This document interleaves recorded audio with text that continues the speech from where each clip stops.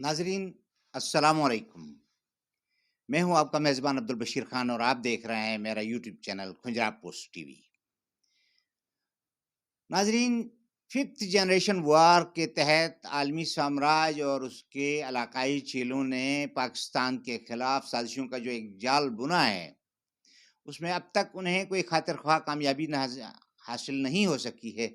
लेकिन आज हमारे अंदरूनी इंतशार की वजह से, नाचाकी की वजह से और गलत हिकमत अमली की वजह से हम आज जिस मकाम पे खड़े हैं, उसमें हमारे दुश्मन की नज़रें एक बार फिर लुलचाई हुई नज़रें हमारे मुल्क पर हैं। वो इस मुल्क की वहदानियत को पारा पारा करने के दर पे हैं। सोचने का मकाम ये है कि हम दुश्मन की उन साजिशों को नाकाम बनाने के लिए संजीदगी से और ठंडे दिल के साथ कोई हिकमत अमली अपनाते हैं या इस मुल्क को कन्फ्रंटेशन की तरफ लेके जाते हैं। दूसरी अहम बात यह है कि पाकिस्तान की तारीख में पहली बार उन ताकतों ने, उन क़ुव्वतों ने, उन अंदरूनी क़ुव्वतों ने जो पिछले कई दहाइयों तक इस मुल्क को लूटती रही हैं, बड़ी चालाकी और होशियारी के साथ कौम के एक बड़े हिस्से को अफ़वाज पाकिस्तान के सामने ला खड़ा किया है।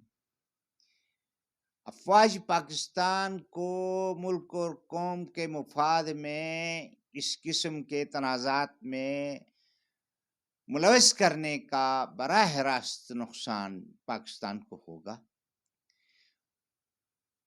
ज़रूरत इस बात की है कि मुल्क व कौम के मफादात के पेश नज़र अवाम के साथ फ़ौज के बराह रास्त कन्फ्रंट्रेशन की जो साजिशें आलमी और इलाकाई खिलाड़ियों ने की हैं, उनका फौरी तदारुक किया जाए।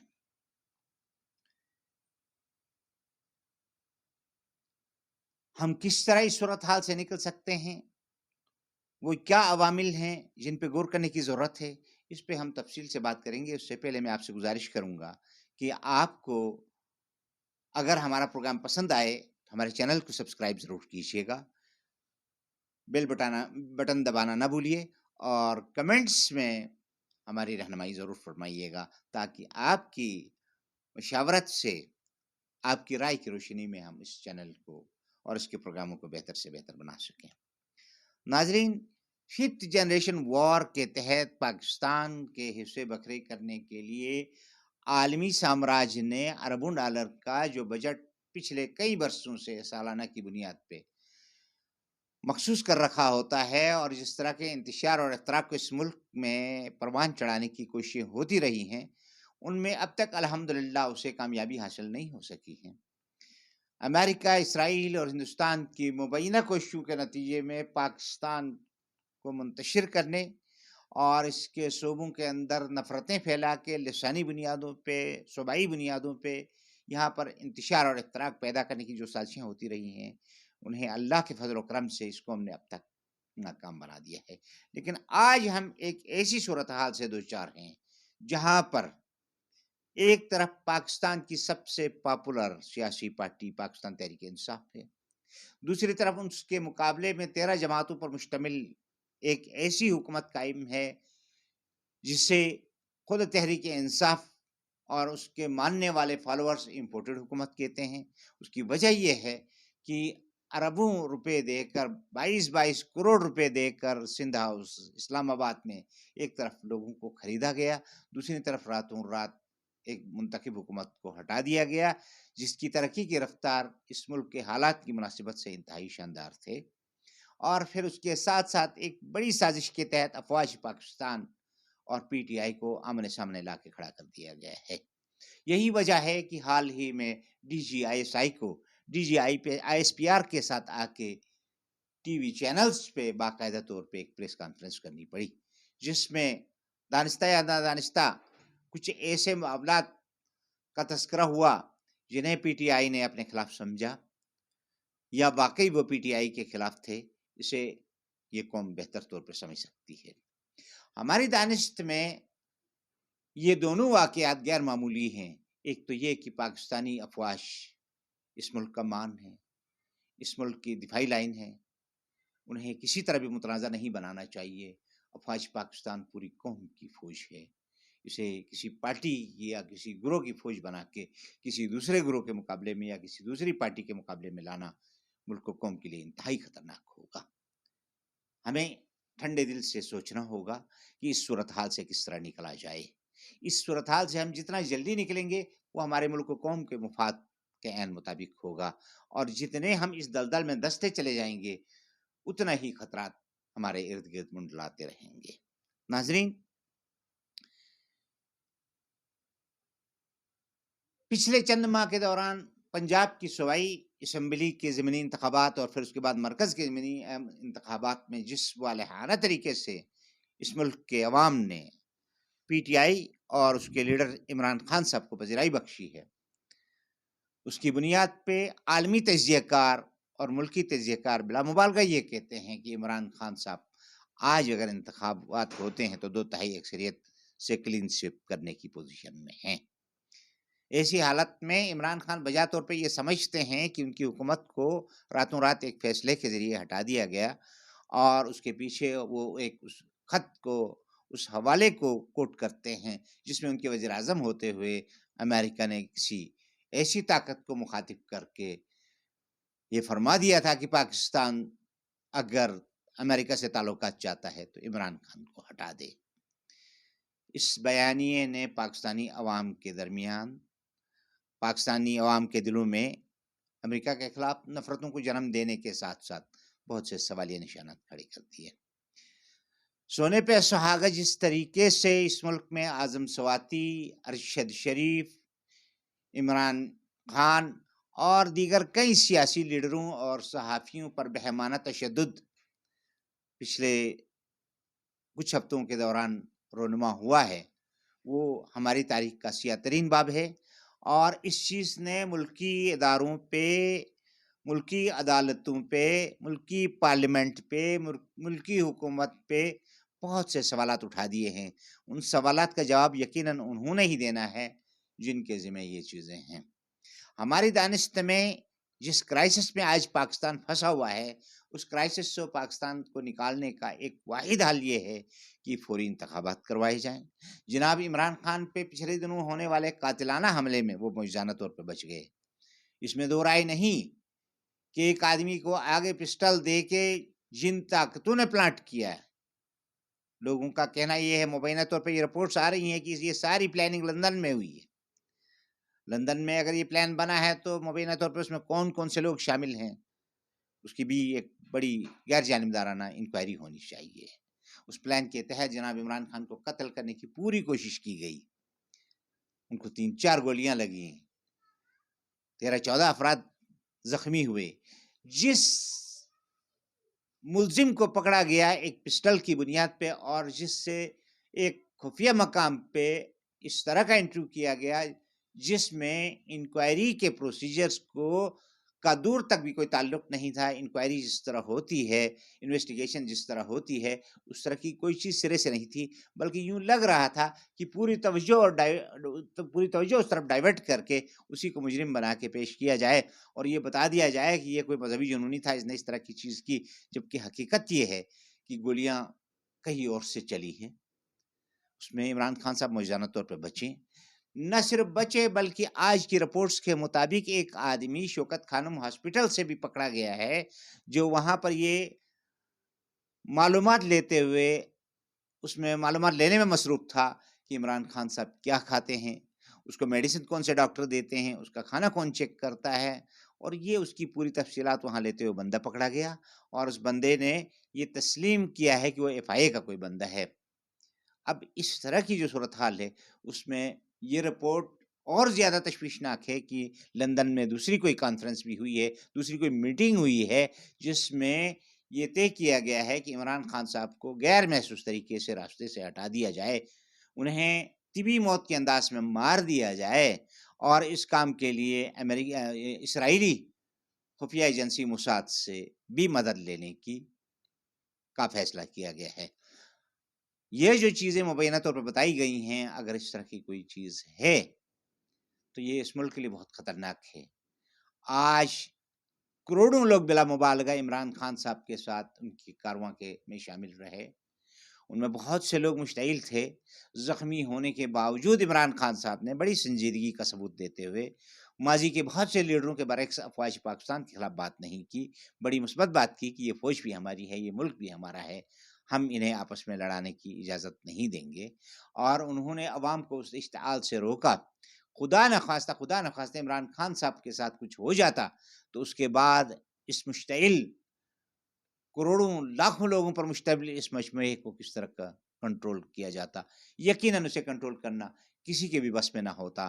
اس میں ہزاروں لوگ بلا مبالغہ مارے جا سکتے تھے اور اس کے بعد پاکستان یا تو ترکی بن جاتا یا مصر بن جاتا.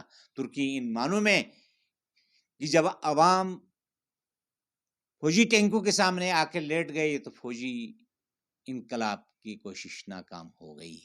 جب لیڈروں کے پیچھے عوام پورے اعتماد کے ساتھ ہوتے ہیں تو وہ پھر یہ نہیں دیکھتے کہ ان کی اپنی زندگی کیا ہے، ان کی اپنی زندگی کی قیمت کیا ہے. وہ اپنے لیڈر کی زندگی پہ اپنی زندگی قربان کرتے ہیں.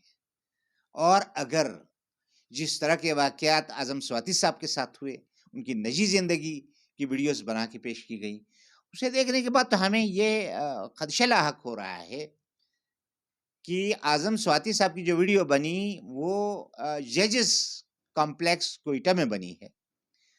اس کا مطلب یہ ہوا کہ ججوں کی بھی اس طرح کی ویڈیوز ہوں گی.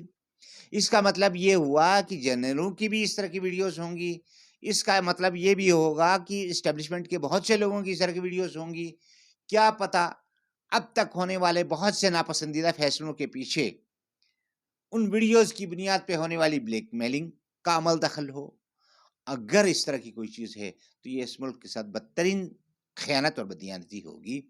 اور اس بات کے کبھی امکانات ہیں کہ یہ گراونا کھیل ایک مخصوص مائنڈ سیٹ کے ساتھ پچھلے طویل عرصے سے جو چلایا جا رہا ہے اسی کی پاداش میں بہت سے ایسے غیر مقبول فیصلے کروائے جا رہے ہیں جن کے منفی اثرات ملک و قوم پر آنے والے وقتوں میں اثر انداز ہوں گے.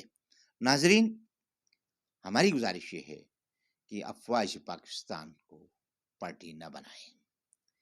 ایک سازش کے ذریعے ہم سمجھتے ہیں یہ عالمی سازش ہے جس میں کچھ مقامی پلیئرز شامل ہیں. اس سازش کے تحت پاکستانی افواج کو پاکستانی قوم کے ایک بڑے حصے کے سامنے لا کے اس ملک میں خانہ جنگی کو فروغ دینے کا پروگرام بن رہا ہے. اسی پروگرام کے تحت 13 جماعتی حکومت از خود جمہوری انداز میں اپوزیشن کو ہینڈل کرنے کے بجائے DGISI کو میڈیا کے سامنے لے کے آئی. ہم اسے ایک خطرناک اقدام سمجھتے ہیں اور ہم اس سے خوفزدہ ہیں. اللہ اس ملک پہ رحم فرمائے. وہ جو ایک اشتعال ہے کرپشن کی وجہ سے، نیب کے قوانین ختم کرنے کی وجہ سے، لوٹ مار کے راستے کھولنے کی وجہ سے، جن پر اربوں ڈالر کی کرپشن ثابت تھے ان کو بری کر کے اقتدار کے ایوانوں تک پہنچانے کی وجہ سے، مہنگائی کی وجہ سے، انجسٹس کی وجہ سے عوام میں جو نفرتیں ہیں ان نفرتوں کو ایک پلاننگ کے تحت افواج پاکستان کی طرف ڈائیورٹ کرنے کی کوشش ہو رہی ہے. اور یہ انتہائی خطرناک کوشش ہے. اس کوشش کو ناکام بنانے کے لیے ضرورت اس بات کی ہے کہ اس ملک میں فوری انتخابات کا اعلان کیا جائے، جناب عمران خان کو آن بورڈ لیا جائے، ان کی جان کی ضمانت دی جائے، ان کی جان کے تحفظ کو مقتدر قوتیں یقینی بنائیں. پاکستان کی عدالت عظمیٰ اس بات کا نوٹس لے کہ جس طرح کا بہیمانہ تشدد اس ملک میں بہت سے سینئر سٹیزنز پہ ہوا ہے، اس ملک کے بہت سے وفادار صحافیوں کے ساتھ ہوا ہے، وہ آئندہ کے لیے نہیں ہونا چاہیے. اس کے راستے بند ہونے چاہیے تاکہ اس قوم کا اعتماد اپنے ملک پر غیر متزلزل رہے. اس قوم میں منظور پشتین کہیں اور پیدا نہ کیے جا سکیں. اس قوم میں پہلے ہی خوف ہے. بلوچستان میں، KPK میں، سندھ میں جس طرح کی سازشیں پروان چڑھائی جاتی رہی ہیں، ان سازشوں کو ناکام بنانے کے لیے اس ملک کو ایک مشترکہ قیادت کی بھی ضرورت ہے عمران خان کی شکل میں. اور اس کے ساتھ ساتھ اس بات کی ضرورت ہے کہ عمران خان صاحب نے اپنے اوپر قاتلانہ حملے کے حوالے سے جن 3 افراد کا الزام لگایا ہے ان کے خلاف انکوائری ہونی چاہیے. ان کو عدالتوں کے سامنے آنا چاہیے۔ یقیناً اس حوالے سے DGISPR کا یہ فرمانا کہ جناب ایک جنرل صاحب کا نام لیا گیا ہے، ادارے کی پرسٹیج اس بات کی اجازت نہیں دیتی ہے کہ کسی حاضر سروس جرنل کو اس طرح کے الزامات میں ملوث کیا جائے۔ یقیناً یقیناً افواج پاکستان کو اس طرح کے معاملات میں ملوث نہیں کرنا چاہیے، لیکن جب اس طرح کے شکوک و شبہات پیدا ہوتے ہیں اور اس طرح کے سوالات جنم لیتے ہیں تو پھر ان کا ازالہ ضروری ہوتا ہے۔ اس میں کوئی قباحت نہیں ہے۔ اگر وزیر اعظم کو فوری طور پر ہٹانا ممکن نہیں ہے تو وزیر داخلہ رانا سلام اللہ کو ہٹا دینا چاہیے فوری طور پر ان کے عہدے سے۔ اس جنرل صاحب کو جس کے حوالے سے شکایات نہ صرف عمران خان صاحب نے کی ہے، اعظم سوادی صاحب نے کی ہے، ڈھکے چھپے الفاظ میں بہت سے صحافیوں نے کی ہے، انہیں کم سے کم اس جگہ سے دوسری جگہ پوسٹنگ ان کی جا سکتی ہے، اس لیے کہ ہمارے پیش نظر فوج ہے، فوج کا مفاد ہے، فوج کا وقار ہے، لیکن فوج سے کہیں اوپر جو اہم وقار ہے وہ اس ملک کا وقار ہے۔ فوج سے کہیں اوپر جو ہے اس ملک کی، اس مملکت کا وقار ہے، اس کے آئین اور دستور کا وقار ہے۔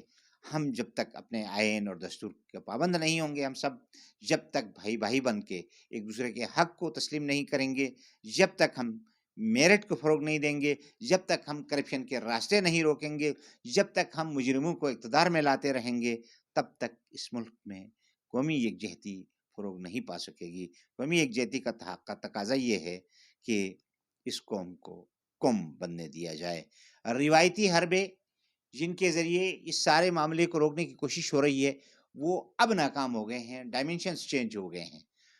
اس ملک کے ووٹ بینک کا ایک بڑا حصہ نوجوانوں پر مشتمل ہے، وہ مشتعل ہیں، وہ معاملات کو سمجھتے ہیں، وہ گہرائی تک جا کے چیزوں کو سمجھتے ہیں، انہیں مزید مشتعل نہ کیا جائے۔ ٹی وی چینلز پہ پابندی لگا کے ہم نے دیکھ لیا، ہم ناکام ہو گئے۔ ہم نے صحافیوں پہ تشدد کر کے دیکھا، ہم ناکام ہو گئے۔ پاکستان کو انتشار کی طرف نہ لے جائیے۔ اللہ نہ کرے ہم کسی مزید کسی اور مکتی بہانی کی مداخلت کے متحمل نہیں ہو سکتے۔ ہمیں اس کے راستے روکنے ہوں گے اور پاکستان کے حوالے سے یہ فیصلہ کرنا ہوگا کہ ہم پاکستان کو ترکی بنانا چاہتے ہیں یا مصر بنانا چاہتے ہیں۔ ہم نیک و بد حضور کو سمجھائے دیتے ہیں۔ ہماری گزارش یہ ہے کہ ہماری گزارش یہ ہے کہ آپ ہماری اس التجا پہ غور کیجیے۔ وہ لوگ جو فیصلے کرنے والے ہیں، چیف جسٹس پاکستان، افواج پاکستان کے اکابرین، موجودہ حکومت اور اپوزیشن۔ ناظرین، ہم اپنے اگلے پروگرام میں عمران خان کے بغیر PTI کے مستقبل پہ بات کریں گے، اس لیے کہ عمران خان صاحب پہ ایک قاتلانہ حملہ ہو چکا ہے، ان کی جان کو شدید خطرات ہیں۔ اس لیے انہوں نے وہ جو ایک نظریہ دیا ہے قومی وقار کا، قومی خودداری کا، اس نظریے کو زندہ رکھنے کے لیے ایک زندہ تحریک کی ضرورت ہے۔ PTI کو زندہ تحریک کیسے بنایا جا سکتا ہے، اس پہ بات ہوگی اگلے پروگرام میں۔ تب تک کے لیے اپنے میزبان عبدالبشیر خان کو اجازت دیجیے۔ فی امان اللہ۔ پاکستان زندہ باد۔